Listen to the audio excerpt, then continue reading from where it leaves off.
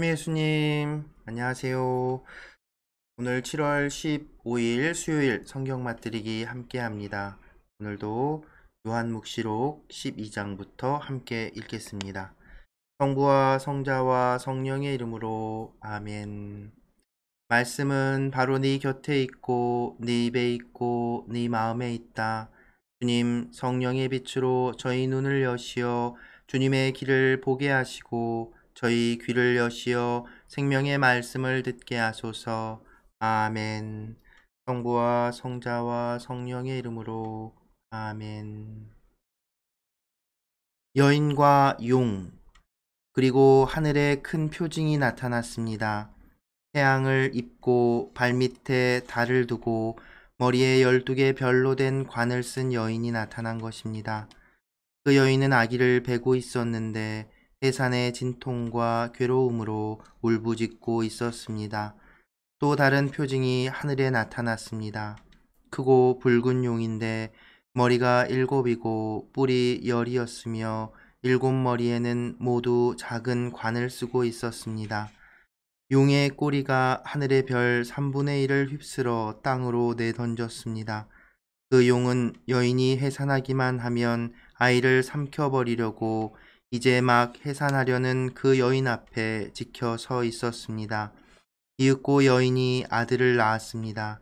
그 사내 아이는 쇠지팡이로 모든 민족들을 다스릴 뿐입니다. 그런데 그 여인의 아이가 하느님께로 그분의 어자로 들어 올려졌습니다. 여인은 광야로 달아났습니다.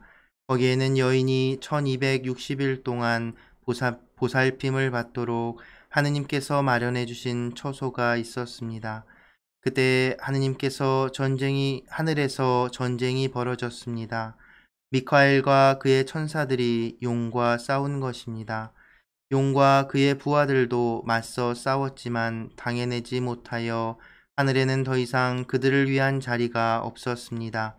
그리하여 그 큰 용, 그 옛날의 뱀, 악마라고도 하고 사탄이라고도 하는 자, 온 세계를 속이던 그 자가 떨어졌습니다. 그가 땅으로 떨어졌습니다. 그의 부하들도 그와 함께 떨어졌습니다. 그때 나는 하늘에서 큰 목소리가 이렇게 말하는 것을 들었습니다. 이제 우리 하느님의 구원과 권능과 나라와 그분께서 세우신 그리스도의 권세가 나타났다. 우리 형제들을 고발하던 자, 하느님 앞에서 밤낮으로 그들을 고발하던 그 자가 내쫓겼다. 우리 형제들은 어린 양의 피와 자기들이 증언하는 말씀으로 그 자를 이겨냈다. 그들은 죽기까지 목숨을 아끼지 않았다. 그러므로 하늘과 그 안에 사는 이들아 즐거워하여라. 그러나 너희 땅과 바다는 불행하다. 시간이 얼마 남지 않은 것을 깨달은 악마가 큰 분노를 품고서 너희에게 내려갔기 때문이다. 용은 자기가 땅으로 떨어진 것을 알고 그 사내 아이를 낳은 여인을 쫓아갔습니다. 그러나 그 여인에게 큰 독수리의 2날개가 주어졌습니다. 그리하여 그 여인은 광야에 있는 자기 처소로 날아가 그 뱀을 피하여 그곳에서 1년과 2년과 반년 동안 보살핌을 받았습니다. 그 뱀은 여인의 뒤에다 강물 같은 물을 입에서 뿜어내어 여인을 휩쓸어 버리려고 하였습니다. 그러나 땅이 여인을 도왔습니다. 땅은 입을 열어 용이 입에서 뿜어낸 강물을 마셔버렸습니다. 그러자 용은 여인 때문에 분개하여 여인의 나머지 후손들 곧 하느님의 계명을 지키고 예수님의 증언을 간직하고 있는 이들과 싸우려고 그곳을 떠나갔습니다. 그리고 용은 바닷가 모래 위에 자리를 잡았습니다. 두 짐승. 나는 또 바다에서 짐승 하나가 올라오는 것을 보았습니다. 그 짐승은 뿔이 10이고 머리가 7이었으며 10개의 뿔에는 모두 작은 관을 쓰고 있었고 머리마다 하느님을 모독하는 이름들이 붙어 있었습니다. 내가 본 그 짐승은 표범 같았는데 발은 곰의 발 같았고 입은 사자의 입 같았습니다. 용이 그 짐승에게 자기 권능과 왕좌와 큰 권한을 주었습니다. 그의 머리 가운데 하나가 상처를 입어 죽은 것 같았지만 그 치명적인 상처가 나았습니다. 그러자 온 땅이 놀라워하며 그 짐승을 따랐습니다. 용이 그 짐승에게 권한을 주었으므로 사람들은 용에게 경배하였습니다. 또 짐승에게도 경배하며 누가 이 짐승과 같으랴, 누가 이 짐승과 싸울 수 있으랴 하고 말하였습니다. 그 짐승에게는 또 큰 소리를 치고 하느님을 모독하는 말을 하는 입이 주어졌습니다. 그리고 42달 동안 활동할 권한이 주어졌습니다. 그래서 그 짐승은 입을 열어 하느님을 모독하였습니다. 그분의 이름과 그분의 거처와 하늘에 거처하는 이들을 모독하였습니다. 그 짐승에게는 또 성도들과 싸워 이기는 것이 허락되었고 모든 종족과 백성과 언어와 민족을 다스리는 권한이 주어졌습니다. 세상 창조 이래 땅의 주민들 가운데에서 살해된 어린 양의 생명의 책에 이름이 기록되지 않은 자들은 모두 그에게 경배할 것입니다. 귀 있는 사람은 들으십시오. 사로잡혀 갈 사람은 사로잡혀 가고 칼로 죽을 사람은 칼로 죽을 것입니다. 여기에 성도들의 인내와 믿음이 필요한 까닭이 있습니다. 나는 또 땅에서 다른 짐승 하나가 올라오는 것을 보았습니다. 그 짐승은 어린 양처럼 뿔이 둘이었는데 용처럼 말을 하였습니다. 그리고 첫째 짐승의 모든 권한을 첫째 짐승이 보는 앞에서 행사하여 치명상이 낳은 그 첫째 짐승에게 온 땅과 땅의 주민들이 경배하게 만들었습니다. 둘째 짐승은 또한 큰 표징들을 일으켰는데 사람들이 보는 앞에서 불이 하늘에서 땅으로 내려오게도 하였습니다. 이렇게 첫째 짐승이 보는 앞에서 일으키도록 허락된 표징들을 가지고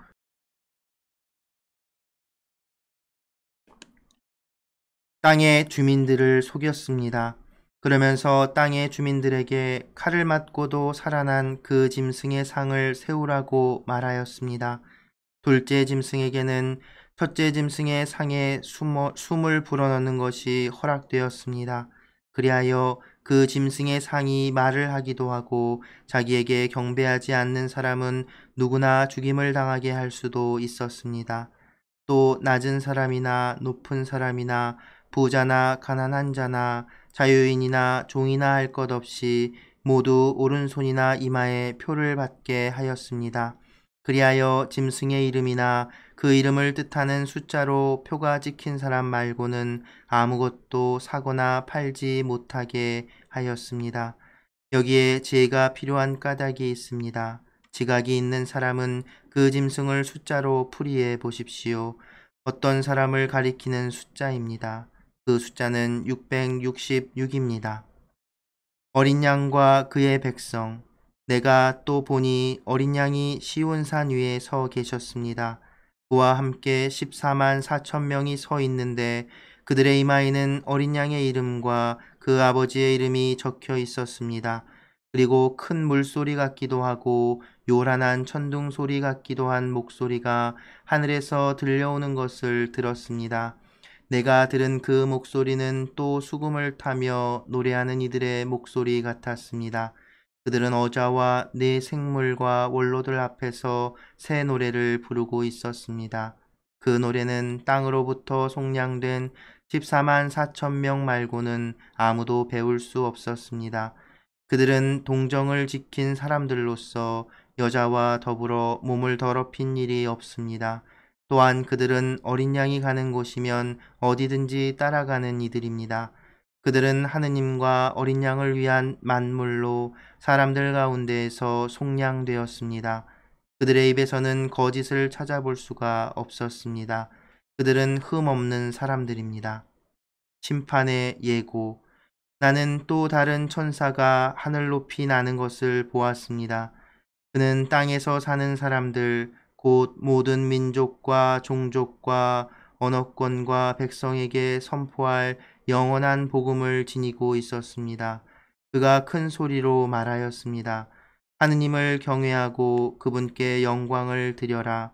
그분께서 심판하실 때가 왔다. 하늘과 땅과 바다와 샘을 만드신 분께 경배하여라. 또 다른 두 번째 천사가 따라와 말하였습니다. 무너졌다, 무너졌다. 대바빌론이 자기의 난잡한 불륜의 술을 모든 민족들에게 마시게 한 바빌론이. 또 다른 세 번째 천사가 그들을 따라와 말하였습니다. 누구든지 짐승과 그 상에 경배하고 자기 이마나 손에 표를 받는 자는 그 역시 하느님의 분노의 술을 마실 것이다. 하느님의 진노의 잔에 물을 섞지 않고 부은 술이다. 그런 자는 또한 거룩한 천사들과 어린 양 앞에서 불과 유황으로 고통을 받을 것이다. 그들에게 고통을 주는 그 연기는 영원 무궁토록 타오르고 짐승과 그 상에 경배하는 자들 그리고 짐승의 이름을 뜻하는 표를 받은 자는 누구나 낮에도 밤에도 안식을 얻지 못할 것이다. 여기에 하느님의 계명과 예수님에 대한 믿음을 지키는 성도들의 인내가 필요한 까닭이 있습니다. 나는 또 이제부터 주님 안에서 죽는 이들은 행복하다고 기록하여라 하고 하늘에서 올려오는 목소리를 들었습니다. 그러자 성령께서 말씀하셨습니다. 그렇다. 그들은 고생 끝에 이제 안식을 누릴 것이다. 그들이 한 일이 그들을 따라가기 때문이다. 마지막 수확. 내가 또 보니 흰 구름이 있고 그 구름 위에는 사람의 아들 같은 분이 앉아 계셨는데 머리에는 금관을 쓰고 손에는 날카로운 낫을 들고 계셨습니다. 또 다른 천사가 성전에서 나와 구름 위에 앉아 계신 분께 큰 소리로 외쳤습니다.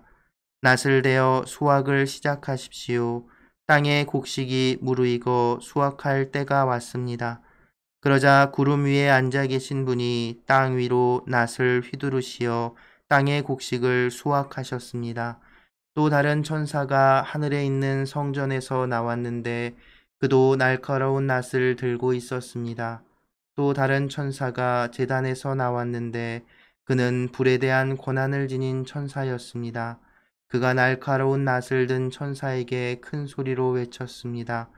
그 날카로운 낫을 대어 땅의 포도나무에서 포도송이들을 거두어 들이십시오.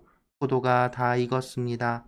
그러자 그 천사가 땅 위로 낫을 휘둘러 땅의 포도를 거두어 들이고서는 하느님 분노의 큰 포도학에다 던져 넣었습니다. 도성 밖에 있는 그 확을 밟아 누르니 그 확에서 높이가 말곶비에까지 닿는 피가 흘러나와 1600 스타디온이나 퍼져 나갔습니다. 마지막 일곱 재앙의 예고. 나는 또 크고 놀라운 다른 표징이 하늘에 나타난 것을 보았습니다. 일곱 천사가 마지막 일곱 재앙을 가지고 있었는데 그것으로 하느님의 분노가 끝나게 될 것입니다.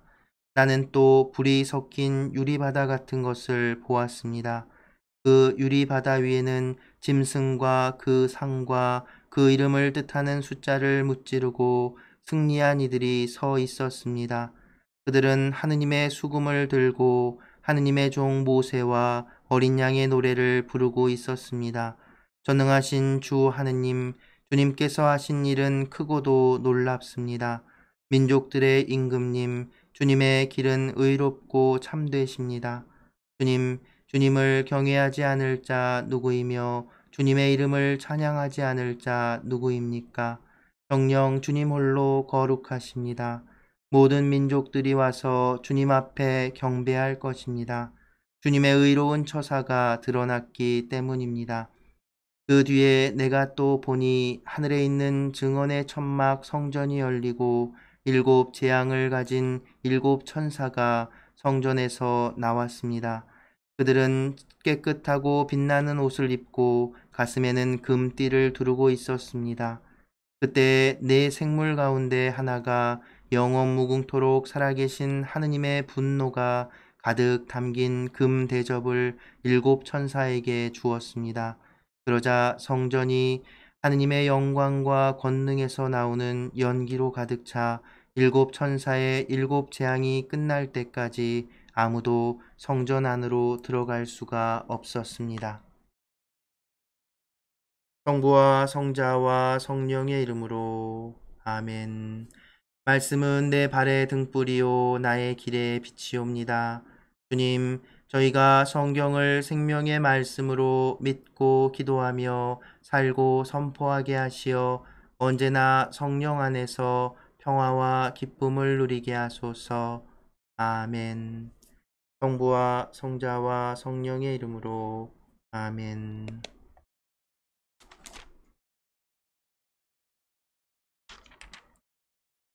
네, 오늘도 계속해서 요한묵시록을 읽고 있습니다.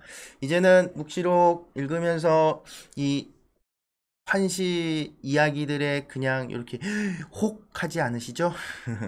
이 이야기가, 환시 이야기가 전하고자 하는 메시지가 무엇인지 오늘도 함께 확인해 보도록 하겠습니다. 오늘 좀 간단하게 설명을 드려보도록 노력을 할게요. 일단 12장부터 살펴보면 12장 내용은 뭔가 이렇게 막 생각나지요.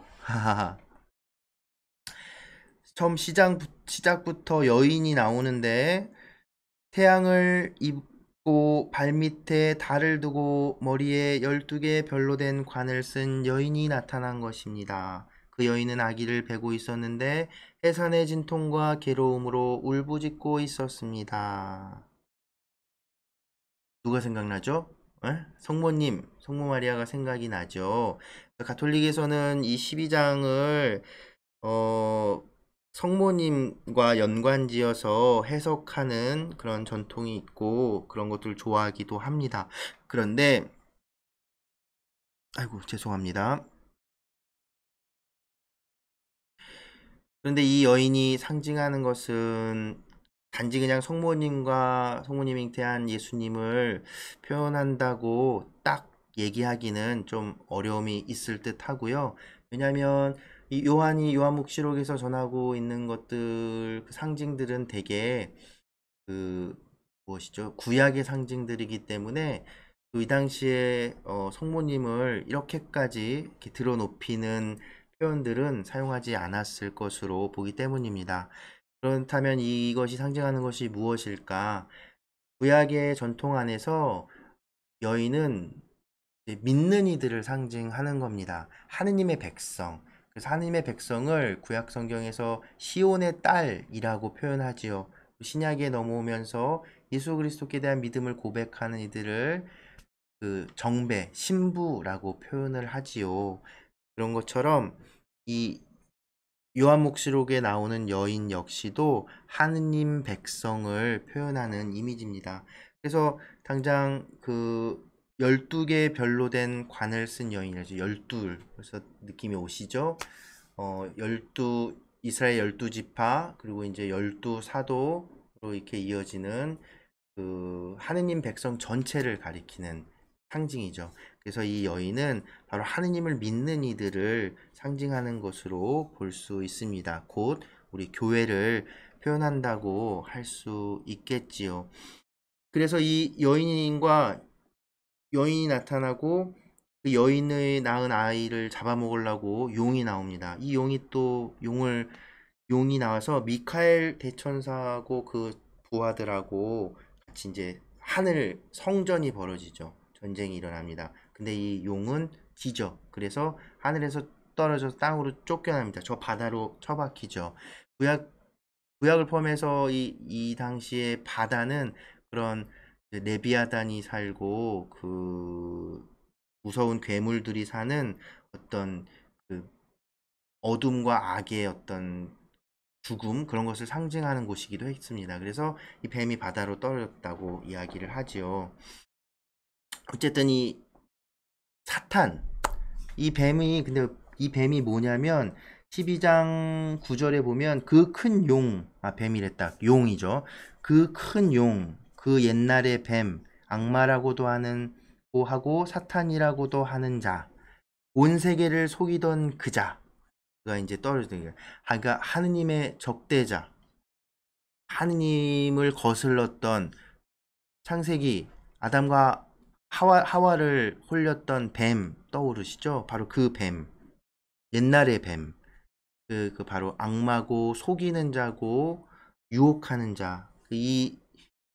그래서 이 유혹하는 자와 하느님의 천사, 하느님 천사와 이 전쟁이 벌어진 거예요. 하늘의 성전이 벌어진 것이죠. 그러고 나서 이 전쟁이 이제 이 땅에까지도 연결된다는 겁니다. 바다로 떨어진 용에게서 두 짐승이 나오죠. 이 두 짐승. 이 두 짐승은 뭐라고 해야 될까요? 상징하고 있는 것들이 있는데 일단 구약 성경 예언서 중에 잠시만요.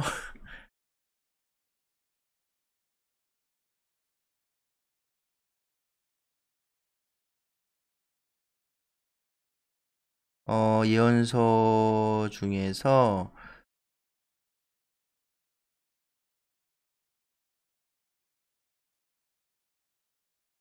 그 아, 다니엘? 맞아. 다니엘 예언서. 아우, 이게 막 상징도 많고 구약 성경을 많이 인용하니까 저도 막 계속 헷갈려요. 계속 이게 적어놓은 걸 보지 않으면 얘기하기 어렵네요. 오늘 빨리 간단하게 얘기해야 되니까. 네, 다니엘 예언서에 보면 이제 네 짐승을 이제 언급하는 예언 부분이 있어요. 근데 그 네 짐승은 무엇을 상징하는 거였냐면, 무엇을 얘기하는 거였냐면, 그 당시, 옛날 당시에 신바빌로니아, 메디아, 페르시아, 알렉산드로스 이게 그 당시 그 강대국들 이스라엘 왕국을 무너뜨린 그 이교도들의 왕국, 이교인들의 왕국을 나타내는 상징, 어떤 제국을 상징하는 거였고요. 그러니까 이제 이 요한묵시록에서 얘기하는 두 짐승은 무엇일까요? 네, 로마 제국을 상징한다고 볼 수 있습니다. 첫째 짐승은 머리 가운데 하나가 상처를 입어 죽은 것 같았지만 이거 아니고 첫째 짐승은 뿔이 10개이고 머리가 7이었고 10개의 뿔에 모두 작은 관을 쓰고 있었고 머리마다 하나님을 모독하는 이름들이 붙어 있었습니다. 라고 하지요. 이 묘사는 이제 용과 관련돼 있다는 것을 알 수 있겠고요.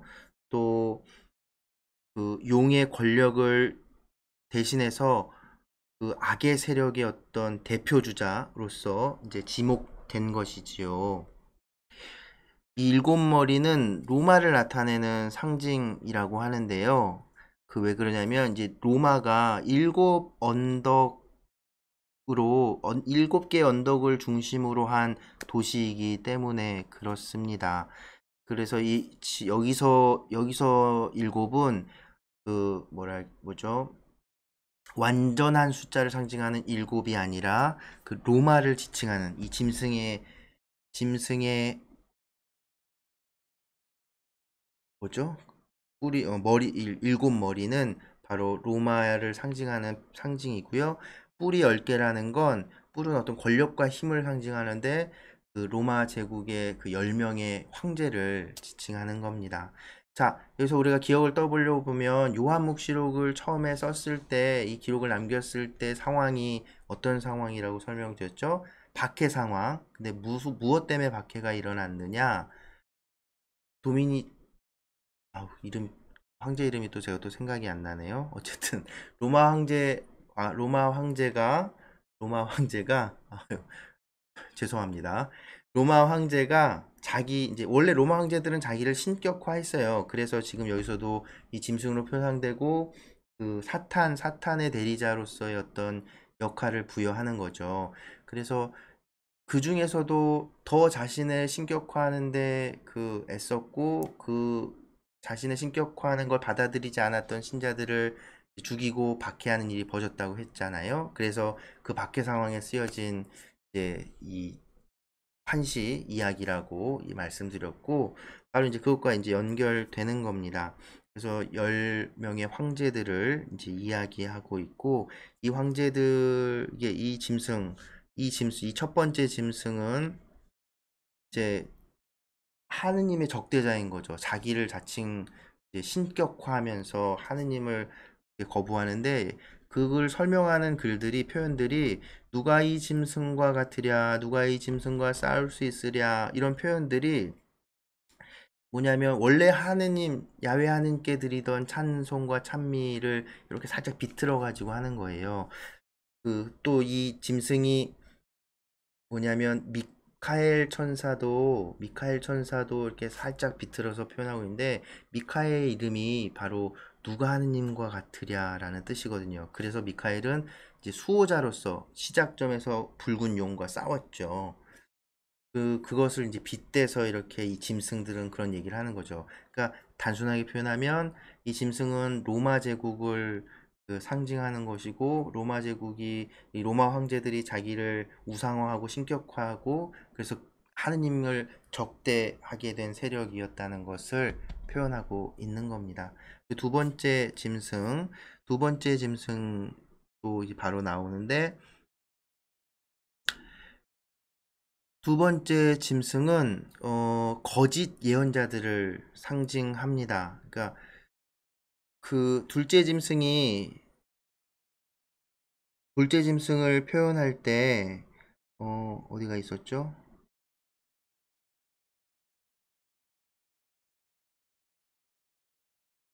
11절, 13장 11절 보면 또 땅에서 다른 짐승 하나가 올라오는 것을 보았습니다. 그 짐승은 어린 양처럼 뿔이 둘이었는데 용처럼 말을 하였습니다. 그리고 첫째 짐승의 모든 권한을 첫째 짐승이 보는 앞에서 행사하여 치명상이 낳은 그 첫째 짐승에게 온 땅과 땅의 주민들이 경배하게 만들었습니다.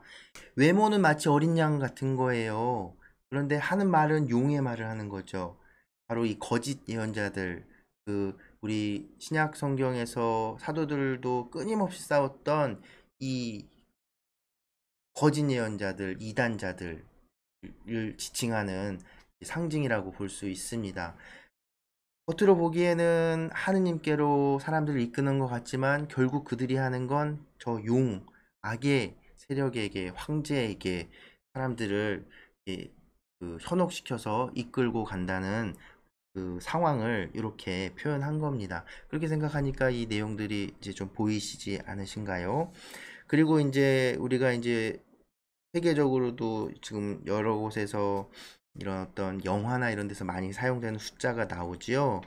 13장 18절 그 숫자는 666입니다 라고 하는데 이 666이라는 숫자가 나타내는 사람은 네로 황제라는 것이 가장 널리 알려진 해석입니다. 왜냐하면 로마 글자는 그 글자 각각이 또 숫자를 표현하기도 하거든요. 그래서 그 네로라는 이름을 그 철자들을 조합을 하면 이 666이라는 숫자가 나온다고 하네요.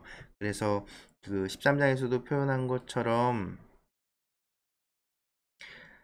그리하여 짐승의 이름이나 그 이름을 뜻하는 숫자로 표가 찍힌 사람 말고는 아무것도 사거나 팔지 못하게 하였습니다. 아이고 18절 지각이 있는 사람은 그 짐승을 숫자로 풀이해 보십시오. 어떤 사람을 가리키는 숫자입니다. 그 숫자는 666입니다. 라고 할 때 바로 이제 거짓 예언자들 또 우리를 현혹해서 또 박해하고 하는 그 적대자들 그게 누구냐? 바로 이제 로마 제국의 가장 그 박해를 크게 했던 네로 황제를 지칭한다고 이야기할 수 있습니다. 그리고 나서 이제 처음 12장에서 미카엘과 붉은 용이 싸운 것처럼 이제 그 붉은 용 사탄의 후예인 두 짐승 로마 제국과 이 거짓 예언자들이 나타나고 이제 어린 양과 그의 백성이 이제 나타나죠. 그래서 시온산 위에서 이들이 있고 그 14만 4천 이들이 이제 적대하고 둘이 이제 마주보고 이게 이제 그 천상의 싸움이 이제 이 땅에서도 이어지고 있다는 거죠. 그 말은 결국 무엇이냐면 바로 이 박해 상황에서도 신앙을 잃지 않은 이들, 그 사탄의 표를 받지 않고 천사에게 그 하나님의 인장을 받은 믿는 이들, 그들이 지금 이 박해 순간에 우리가 정말 하늘에서 그 악마를 대적해서 싸웠던 것처럼 우리도 그렇게 지금 이 땅에서부터 하느님 그 종말의 때에 앞서서 그 마지막 때를 기다리며 이렇게 전투에 임하는 그런 이제 묘사를 한 거죠. 그러니까 박해상원 사람들에게 그 힘을 실어주기 위한 메시지라고 할 수 있지요. 이 재미난 것은 이제 요한묵시록이 이렇게 환시를 길게 얘기하잖아요. 그리고 이제 마지막 재앙에 대해서 이야기하기 전에 또 심판에 대한 예고를 이렇게 또 해줍니다. 그리고 앞선 재앙들도 뭐 7개 봉인, 또 7개 나팔, 이제 마지막 재앙은 또 7개의 그 뭐였죠? 대접 이렇게 나오게. 왜 재앙이 한 방에 빡 안 할까요? 이게 또 이제 우리가 믿는 하느님의 그 오묘하고 놀라운 신비인 건데, 뭐냐면 회개 시간을 주는 겁니다. 이게 점진적으로 그 재앙이 내려오고 그것을 예고해주고 하면서 돌아오라고, 거기서 나와서 하느님께 돌아오라는 이 회개의 촉구를 하고 있는 것이기도 하다는 것. 그 부분을, 그래서 사실은 결국 지금 이 묵시록에서는 이 완전 악의 그 화신이고 사탄의 그 추종자로 표현하는 로마 제국, 그 로마 제국이 나중에는 이 그리스도교를 국교로 삼고 이 예수 그리스도의 복음을 전하는 일꾼이 되지요. 그 선봉장이 되지요. 이게 그래서 이 하느님의 신비는 놀랍고, 그리고 이 박해나 그 환난과 어려움, 지금 겪고 있는 그런 어려움들이 결코 하느님께서 그냥 그 계시지 않은 것도 아니고, 하느님이 능력이 없는 것도 아니고, 우리를 버리신 것도 아니라는 것. 그것을 우리가 오늘 사는 우리도 묵시록을 통해서 그런 희망과 힘을 얻을 수 있으면 좋겠습니다. 우리가 놓지 말아야 될 건 바로 예수 그리스도께서, 그분께 대한 믿음만이 우리를 구원으로, 하느님의 영광으로, 큰 진짜 참된 행복으로 이끌어 줄 수 있다는 믿음. 지금 혹시 어렵고 힘든 일이 있더라도 그것마저도 이겨낼 수 있다는 희망. 그것이 바로 우리 믿는 이들이 품어야 하는 그 마음임을 잊지 않았으면 좋겠습니다. 네, 오늘도 함께 해주셔서 감사합니다.